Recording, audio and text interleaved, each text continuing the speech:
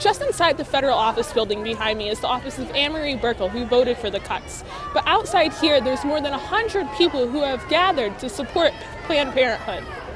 Despite the best and slickest market branding money could buy, the stubborn fact remains that Planned Parenthood clinics are among the most dangerous places on earth. The amendment to the federal spending bill was passed in the House last Friday, with a vote that came as a shock to many, like Planned Parenthood graduate intern Rachel Booth.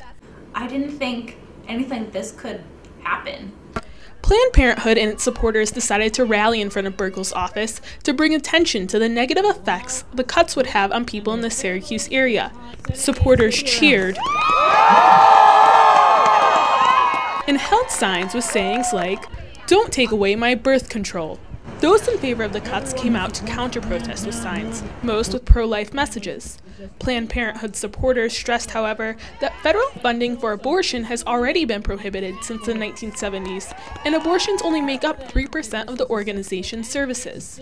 Now, Buerkle defends her vote, saying that many cuts needed to be made in order to get federal spending under control, and that this wasn't about social issues. Supporters of Planned Parenthood disagree, saying funding cuts don't actually make economical sense. Reproductive rights now, reproductive rights forever. Booth says cutting funding would leave more people dependent on state services, actually increasing costs. Planned Parenthood Community Affairs Representative Betty DeFazio has another message to send to Buerkle. Republican President Richard Nixon understood affordable birth control matters to the women in this country.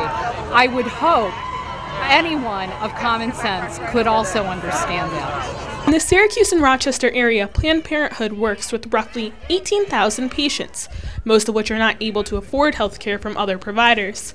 If all federal funding is cut, these branches don't know how badly their services will be affected. This rally is just one of many efforts that Planned Parenthood and its supporters have started in order to make sure that this legislation stops here and does not get passed in the Senate.